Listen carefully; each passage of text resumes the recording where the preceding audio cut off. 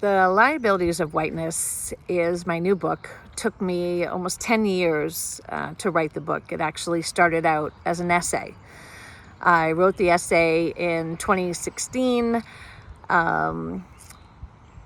Liabilities of Whiteness, How Whiteness Hurts White People. And actually, when I started out, it was actually white privilege, 21 liabilities of white privilege. Because in my studies, striving to be anti-racist and learning about systemic racism and white supremacy, the Peggy McIntosh article, Unpacking the Invisible Knapsack, was given to me. And it was almost always handed out or described as something that we have to take a look at. And what I noticed is that it was written in 1988. And I was like, wow, we're talking about privilege a lot with white people. And I'm just not feeling that in my studies. Yes, I have privilege, 100%. And reading Peggy McIntosh article about privilege and about all the assets that she described, 56, 58, of the privileges that she could expect with white skin that she would receive. That her articles would be published, that she could walk into stores, that she would be given the benefit of the doubt. And all of that is absolutely true. No one is doubting that, and I certainly am not. But there is no assets without liabilities. And the way that I was experiencing this in some of the workshops that I was participating in or doing myself was that white people could definitely, maybe they didn't want to admit it, but they definitely could see the privileges of whiteness and how they could walk the world and have some access, opportunity, whether they earned it or not, deserved it or not. And they were okay with that system, right? So I get some privileges and, people who don't, what does that have to do with me? And so when I started to think about this personally, I was like, in my experience, yes, we have white privilege, but there are a lot of liabilities to whiteness. And so I started to reflect on that if we as white people think that somehow we get all the assets of whiteness and the liabilities are black and brown people, indigenous people, they have the short end of the stick, we have the long end of the stick, that's just not true.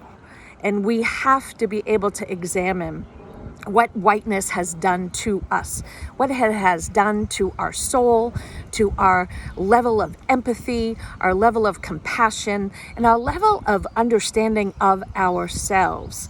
And this is where I started to reflect on the liabilities of whiteness, the liabilities of this privilege that has been given to us, whether we wanted to or not, in the system of white supremacy. And so I started to write down. I come up with 24 liabilities of whiteness. My book has condensed it to about 21. There is a lot more, I am sure, and I am open to all of that if anybody wants to share.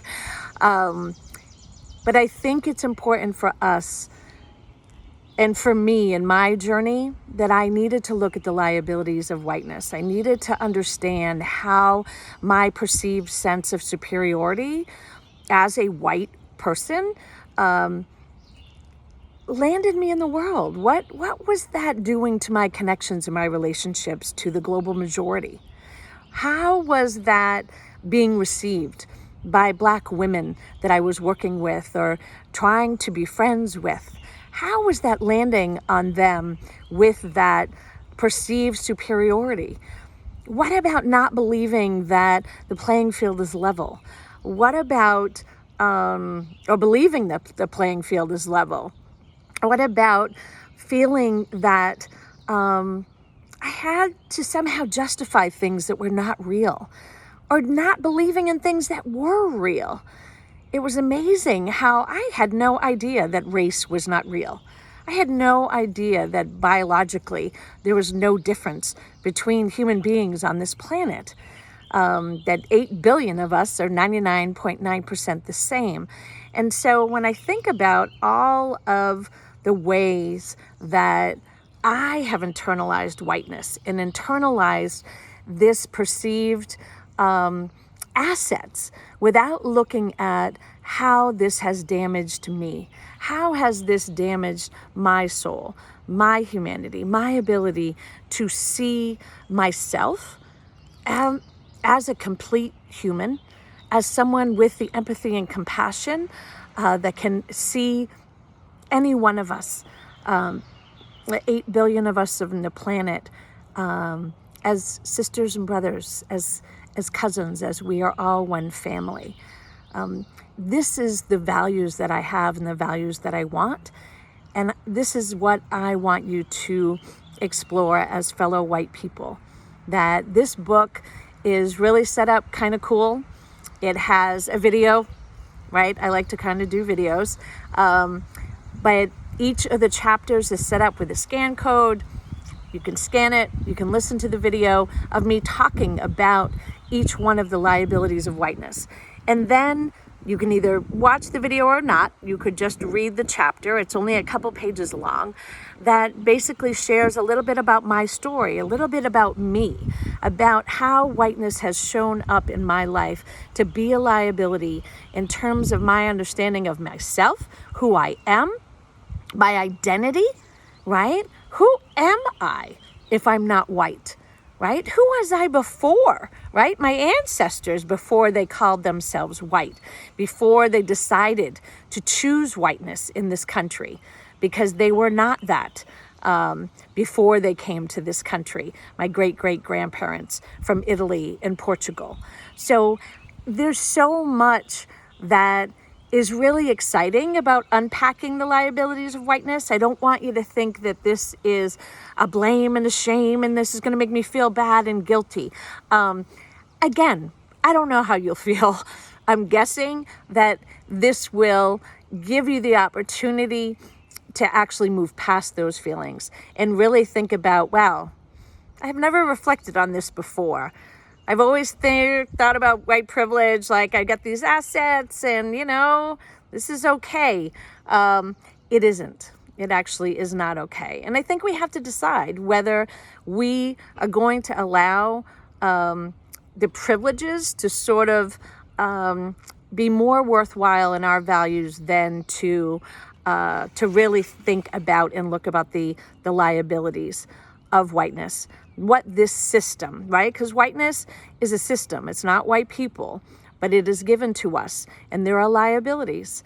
And there are liabilities that affect our soul, that affect the way that we feel about ourselves, right? Our level of compassion and love for ourselves. I think that it's very difficult to even buy into a system of whiteness and these racial hierarchies and this caste system, that you can truly walk the world as a white person, fully loving yourself and being authentic, because you have to give some of that up to become white. And so what do we give up to become white? Have we given up some of our empathy and compassion? Right? We can think about it right now. What's happening when you see the devastation, the terrorism that is happening in Black and brown communities, indigenous communities, right? What level of empathy do you have? And is it different depending on if it's your own community and your own community that looks like you? There's so much reflection that we need to do as human beings, and especially as white people, to give us the gift to become more human, to love ourselves so we can love each other. Because what's coming, we're going to need each other. We are going to need to be able to be in community and see each other with the same love and compassion that we have, hopefully for ourselves and our own families, for our neighbors, for communities of color that we have been segregated from on purpose, by design in the system, that we don't know and that we don't understand.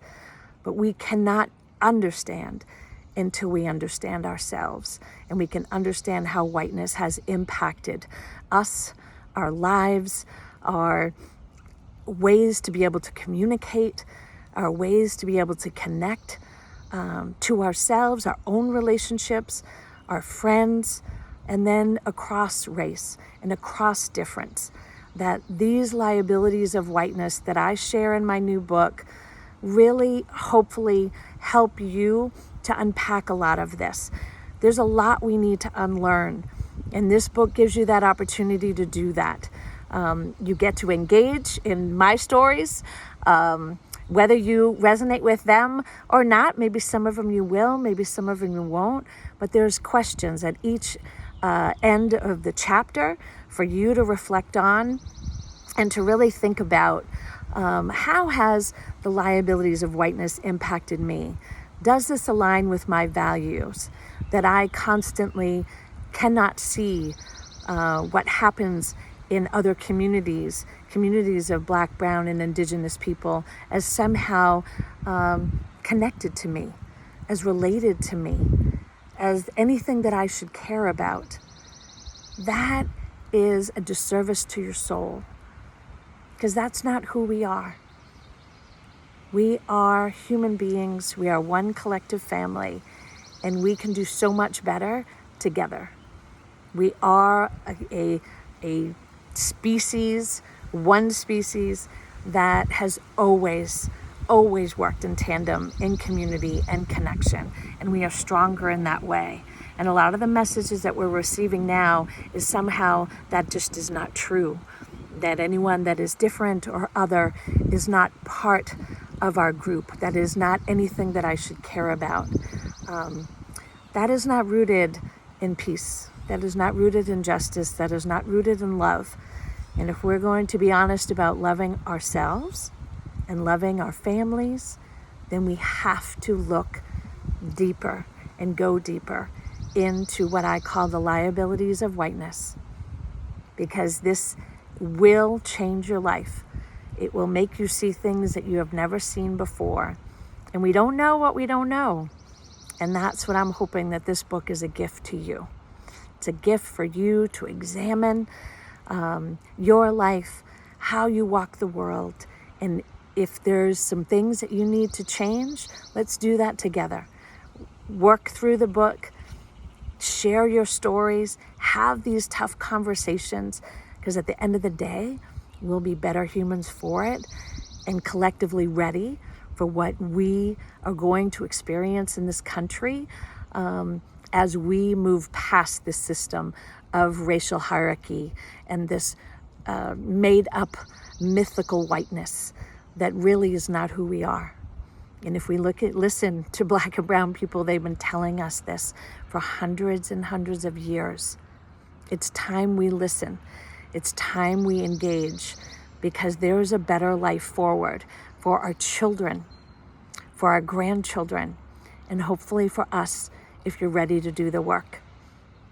I so hope you are, and so hope this book is the gift that I hope that it is. Thank you so much.